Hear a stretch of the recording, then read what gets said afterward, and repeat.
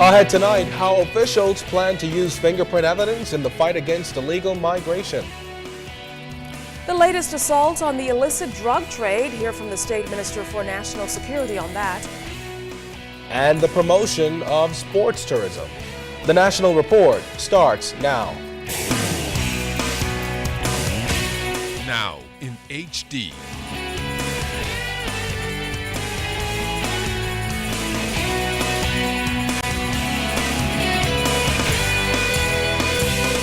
ZNS Network presents The Bahamas Tonight.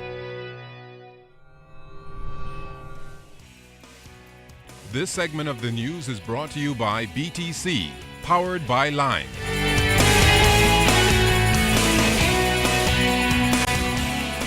A new fingerprinting policy identifying repeat illegal migrants may be in effect by year's end. Good evening, everyone. I'm Keisha Adderley. And I'm Kendino Knowles. Well, it's the latest initiative by immigration officials to track the frequency of illegal entry and ultimately lower the statistics.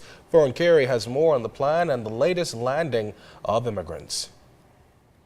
Acting Director of Immigration William Pratt says the challenges facing the Immigration Department are very severe, topping the list of concerns, the constant flow of illegal migrants to our shores. Illegal immigrants is very severe in the Bahamas.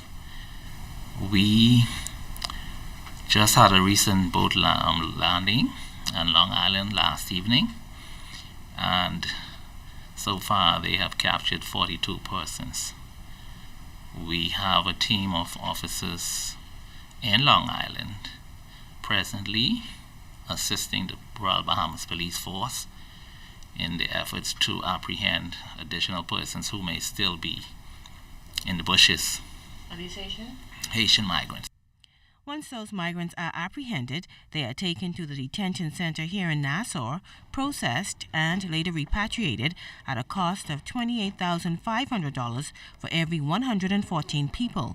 Pratt says 2,399 migrants from diverse nationalities were repatriated between January 1st and August of this year. That's at a cost of more than $600,000 so far this year.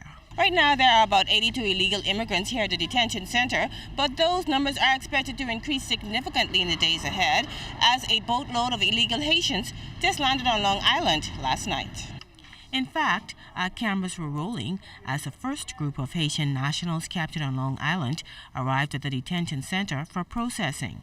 Meantime, in order to ensure that detainees are adequately housed, 2 dormitories are being built and repairs to other dorms are underway. A fingerprinting procedure for illegal migrants is also expected to be implemented. Prosecute for sure, be able to prosecute those persons. As it is now, because they're not fingerprint, many times they come in with assuming a different identity, and so that is a problem. So the fingerprint would assist us in identifying who is who.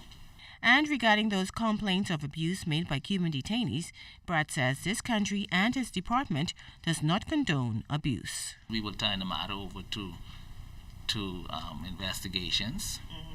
We would do our own investigations, and then we would have the police to do investigations, because we do not tolerate abuse. The department don't know, the Bahamas government do. We don't tolerate abuse.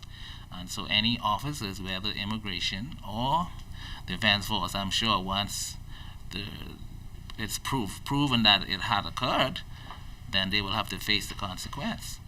Pratt says efforts are made to ensure that migrants are repatriated regularly in order to keep the numbers at the detention center at a minimum. Fri Aug, ZNS Network News. A press conference to discuss the alleged abuse of several Cuban detainees at the Carmichael Road Detention Center was held in Miami, Florida this morning. Yesterday, reports about the alleged abuse were leaked to a number of local dailies. Now, President of the Democracy Movement, Ramon Sanchez, who spoke with ZNS News this morning, said he was hoping for an amicable solution to the matter. Now, the consulate office in Miami was also expected to be the focus of Cuban protesters again today. They wanted to speak with either the Consul General or Foreign Affairs Minister Fred Mitchell. Minister Mitchell, who was in the Miami area today, however, told ZNS News that he did not and will not at any other time meet with the protesters as they have defamed the Bahamas. Meantime, Sanchez commended the Bahamas as 2 Cuban nationals at the center of the weeks of contention between the government and Cuban exile groups have been granted asylum. Sanchez says they arrived in the United States today. We feel that the government of the Bahamas is beginning to take the proper steps to vindicate the rights of people on the universal covenants of protection for political asylum. The government in the last few weeks have taken other steps, such as beginning to rebuild the Carmichael Detention Center. It had installed video cameras inside the center, had removed most of the guards that committed the cruelty acts of torture and other behavior against the women, etc. So we feel good that this is happening, although there is much more yet to be worked on. Now, police continue to make significant progress in removing illegal weapons from the streets, but Commissioner of Police Ellison Greenslade says there are some particular challenges which remain.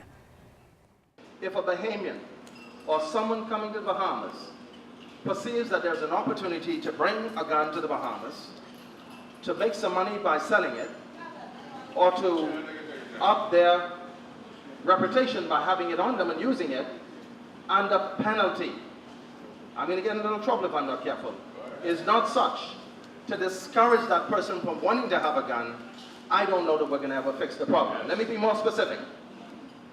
If I speak for me now, so I'm not bad-mouthing anyone. If I decide on a given day as a member of the public to put my hands on a gun, and I'm aware that if caught with that gun, I'd probably be out of the society for a minimum of 10 years, I would seriously think about that.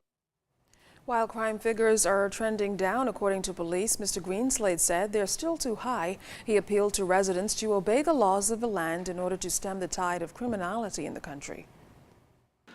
If you want to help us to fix the Bahamas or to move onto the road of recovery, will you please take responsibility for yourself? That's the first thing that you should do. And I'm sorry, I don't really want to talk down to you. I am totally amazed at the times that I see supposedly upstanding Bahamians breaking the law. And then you turn up and ask me to enforce the laws. And the saying is, yes, Commissioner, sweat the small stuff. Well, you just ran the light today. You threw trash out of your car. You are littering in your neighborhood. And you are asking me to sweat the small stuff, but don't touch you.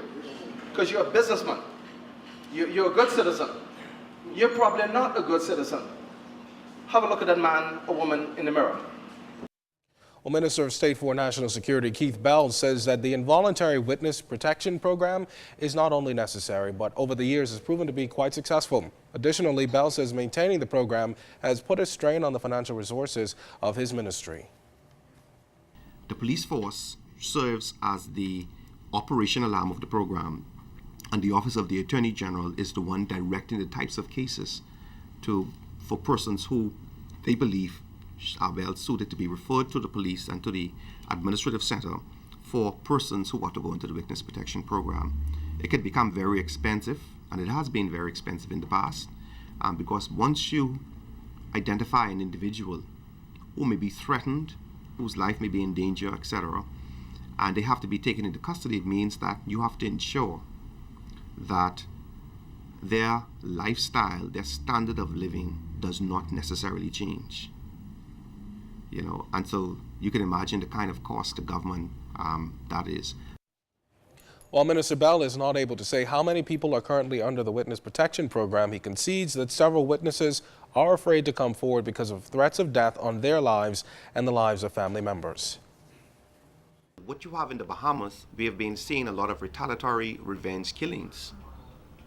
I think that when you begin to, I'm not necessarily saying that the life of any particular individual is more important than the other, but when you realize that in recent times you would have had an individual who would have gone and allegedly killed someone, the police is looking for that individual, and before the police gets to them, he is killed by persons, by the friends or cohorts or persons who of the victim who he killed.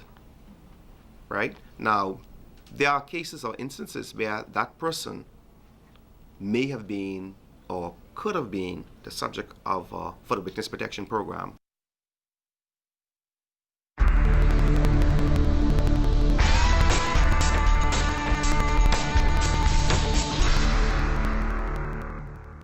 In our first look at weather, unsettled conditions continue to affect the northwest Bahamas, and outside of our studios, we have mostly cloudy skies, temperature 82 degrees, relative humidity 84%, winds out of the east-northeast at 4 knots, your barometric pressure 1,014.3 millibars, that's 29.95 inches, and it is steady. But stay tuned, temperatures around the family violence, travel and boating forecast is still to come.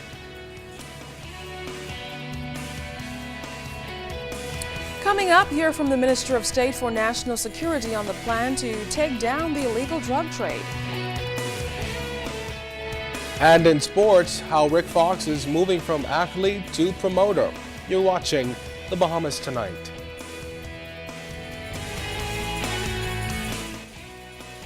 This portion of the news is brought to you by Shell Helix Ultra. Performance you can see.